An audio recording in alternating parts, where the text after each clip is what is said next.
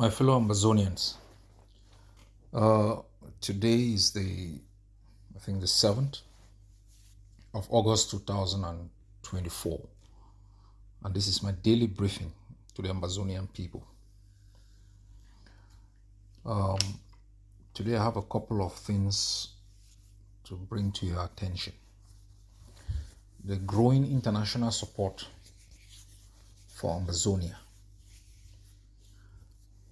One of the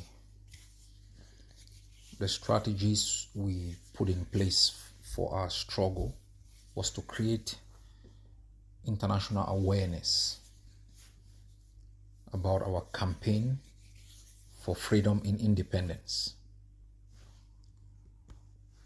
And this was designed with the background knowledge that people believe that the injustices that are perpetrated against us should be known worldwide. And on the second assumption, that because our case was a case of international conspiracy, state parties to the UN and the UN itself should be aware. Those were false assumptions. There are a lot of issues that happen within the international milieu. Some aggravated, some are of more interest to international stakeholders than others. And most cases are dealt with through lobbyists who are able to have access to policymakers, advocacy groups, international organizations to pin different cases on different agendas. We have not been blessed historically with these access and with these stakeholders. So our internationalization campaign, combined with targeted diplomacy and self-defense, were designed to trigger certain international mechanisms and international institutions to begin to look into history and into what was going on. As I have said repeatedly, we saw what the US Senate did.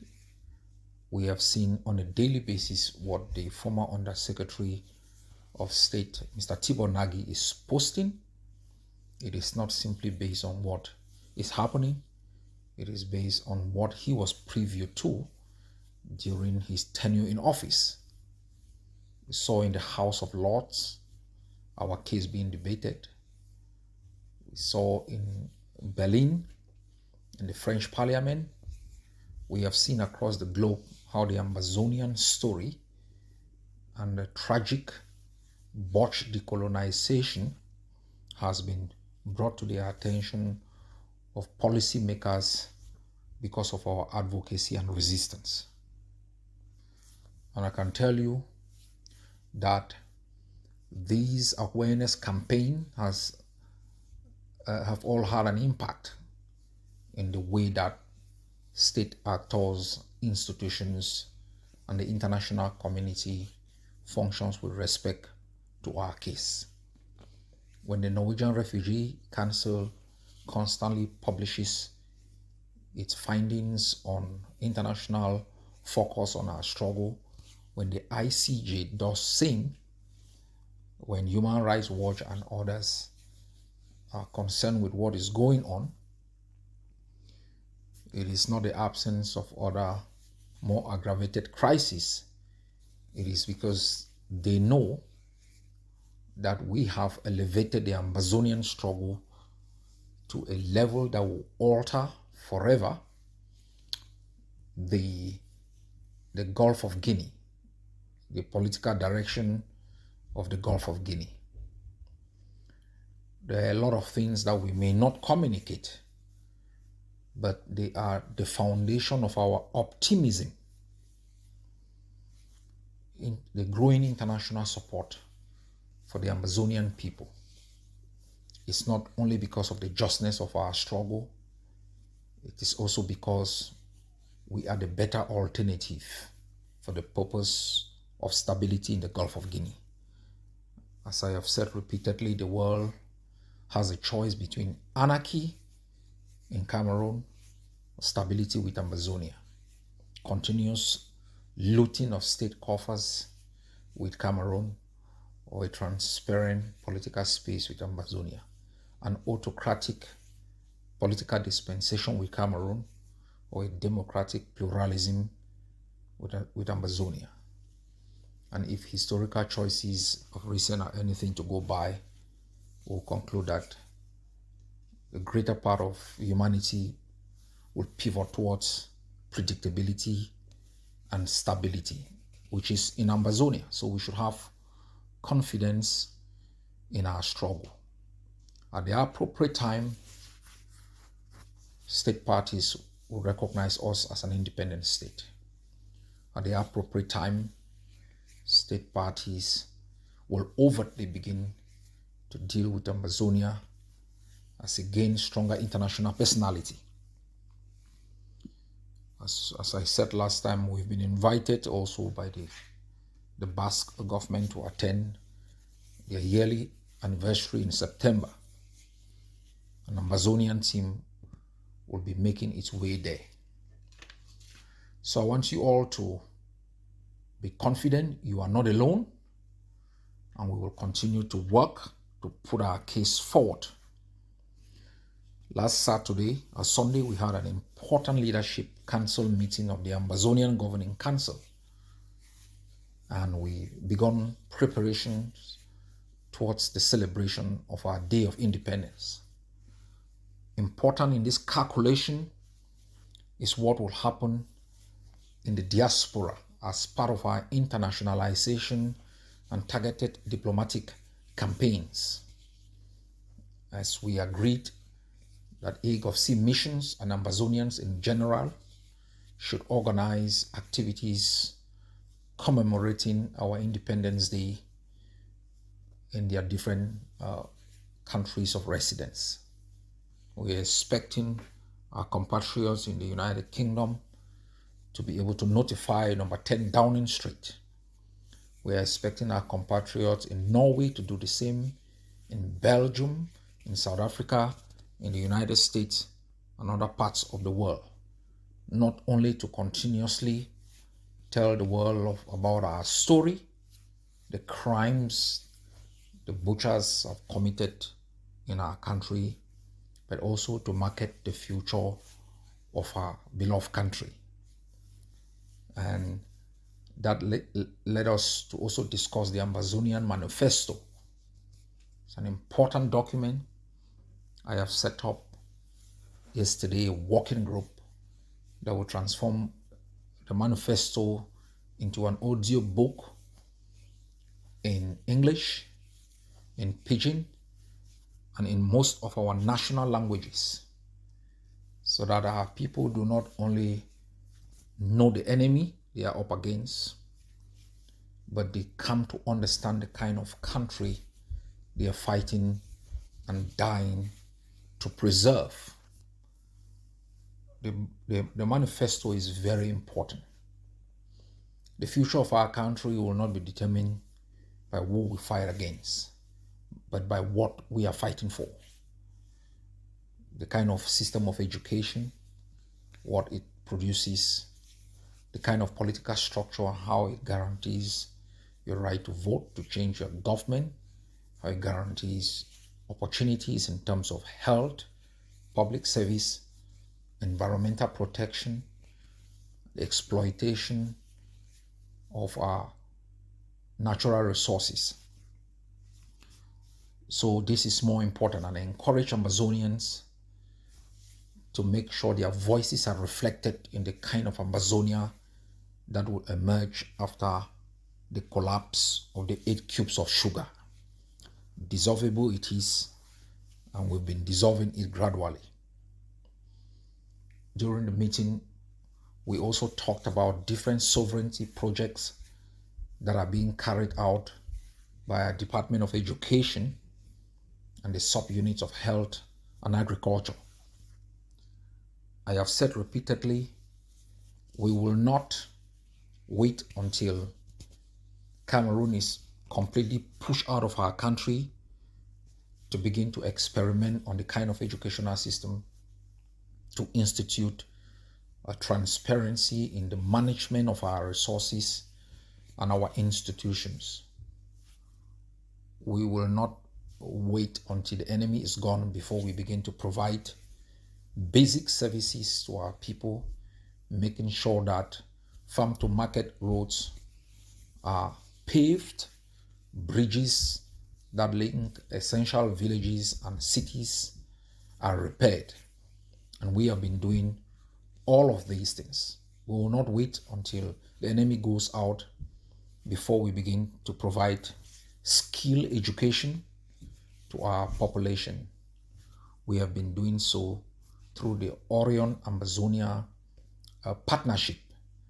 And as I said the other day, you can visit the Orion website and you will find opportunities which your children of today, even adults, can take to enrich themselves in terms of skills that will give them the opportunity to make a living.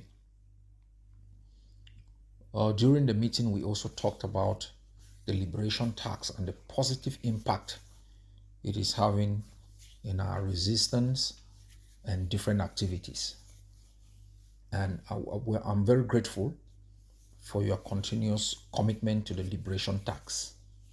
Without a steady flow of resources that is predictable, you cannot prosecute effectively a liberation war. And without imposing a system of resource mobilization that is obligatory, you can't simply count on the goodwill of the oppressed to continue to fund the resistance against their oppressors. And so taxation is critical in bridging the gap between oppression and freedom. And so we understand that impostors across, especially Mezam, have been going around sent by La République to Cameroon to pretend as though they are Ambazonian forces and tax collectors to determine those who have paid their taxes, and so they can report them to the colonial authorities. I'm aware that dozens of persons have been arrested by the colonial agents for having paid their liberation tax. We are doing a lot to make sure we protect our citizens in this process. But what I can also say is that our citizens must understand that our struggle for freedom, especially against this authoritarian state, comes with a certain degree of risk. And we have made the liberation tax in such a way that you can keep your referral number without keeping the receipt. There are those who want to keep the receipt for history, also as a mark of defiance and rejection of the colonial system. But you must take precautions because we are dealing with one of the greatest murderers of all times, who do not have respect for human life. You must be cautious also about those who come and pretend to be tax collectors. Each time they reach out to you, do not answer questions immediately. Make sure they clarify their identity, and make sure you can also reach out to our communication team. We have posted the numbers that you can send a WhatsApp message. You can also refuse to answer any questions from persons you suspect are impostors coming to unveil your identity. We have also notified our population that each time these impostors come around, they should notify our forces. We are glad to report that yesterday we break a ring of one of the impostors and we arrested one of them. We've gathered a wealth of information about their network And we can state with confidence that they are agents of the colonial state whose activities is to undermine the resistance and to promote the agenda of the murderers of our people. I ask you to trust in the fact that the taxes you pay are going a long way to make sure we continue to resist the enemy, give hope to the families who have lost loved ones, to the families who have children, husbands, and wives in jail, give hope to our prisoners, all those who have been displaced because of the barbarism of Cameroon. So everybody should remain steadfast and continue to commit. I'm very optimistic. We see the steady stream of funding. Our people in different places are paying their 5,000, their 10,000 as a mark of pride. And this is very, very rewarding. And you can be rest assured that we will reciprocate with defiance and continuous commitment until you are totally free. I want to talk about another issue here, which I think is very important. You are inundated.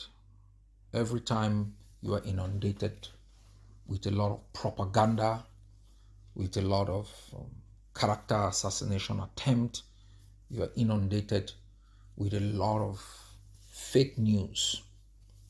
And it is designed by the enemy to weaken your resolve. I have said, and you know it, historically, Cameroon resolves problems by denying they exist. When the pressure goes up, it uses excessive violence. When violence does not succeed, it creates its own problems, appoints its own interlocutors, discuss with them, and resolve a problem that did not even exist. It also has counted on bribery and corruption. It has believed in bribing its opponents, providing them with positions within the corrupt system. All those who have fought against Cameroon, you've either been in jail, in exile, and majority have been reintegrated into the political quagmire called Cameroon to continuously sustain a regime of oppression.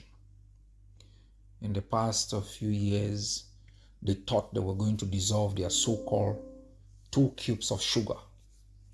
Unfortunately for them, we are gradually dissolving the 8 cubes of sugar. And you can be rest assured that we will collapse Cameroon as a state. That is written. They have attempted in the United States to use a corrupt, disbarred individual called Salai, whose father was a corrupt collaborator, to attempt to blackmail Ambazonians. And we all know what Tapang Ivo did to him. I think he's still owing Tapang thousands of dollars. He's on the payroll of the colonial bandits in Yaoundé. And he's using all of these processes to make a lot of money. And you should not be scared.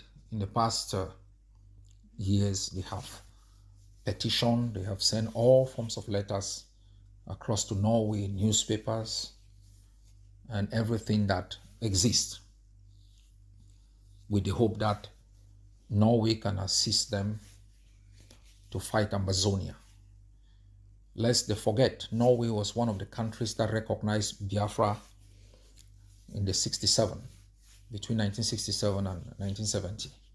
Norway is the place where the Tamil Tigers also had a lot of support, and they supported different processes. Norway has been involved in the peace process between the Colombians and the FARC rebels. Norway has been involved in the South Sudan processes.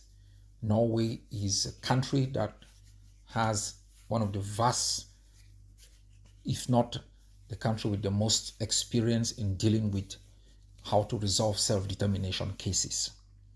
Norway is not only blessed by the fact that it has dealt with this issue, it is one of the countries out here that was under Denmark for close to 400 years, coexisted with Sweden for close to 100 years, occupied by Germany, and now it's a 5 million strong country with its own independence. It has not forgotten its journey towards its own independence and has stood with peoples who have been oppressed. And their attempt to blackmail Norway is not going to succeed. They have orchestrated a scheme in the past weeks how they have charged Norway in a Norwegian Prime Minister in a US court, what they call charge and bail lawyers. And they know that you do not understand the juggernauts of the law, and so they can use this propaganda to make you to be afraid. When that did not work, they now say they've caused Norway to refer me to the ICC. I bring these things not because I need to explain them, but it's important. One of the things we have faced in this struggle is propaganda, blackmail, which most of you have believed because they've shouted it at rooftops. They have repeated these lies constantly to the extent where you begin to believe that they are truthful. I have received these circulations from learned persons who are scared. I tell you people never to be scared. Even if you get up one day, you hear I am dead, continue to fight. You fight until you destroy the tentacles of the enemy in our land. If you hear anything has happened to me, continue to fight. Don't blink, don't compromise, don't give up. It is very important you know that referrals can be made to the ICC under its Article 14 statute. It can be done by a state party, but that referral must be accompanied by supporting documentation. You see they're floating some nonsense on social media. I want you to visit the AGovC website, www.agovc.org, and look from 2016 up to 2024, the amount of war crimes, crimes against humanity and genocide that have been committed against our people. These are the crimes that should be referred by any state party to the ICC. So all of this nonsense that they are shouting out is propaganda. Ambazonians have not committed any crime that has reached even the minimum threshold of a crime that should be referred to the ICC.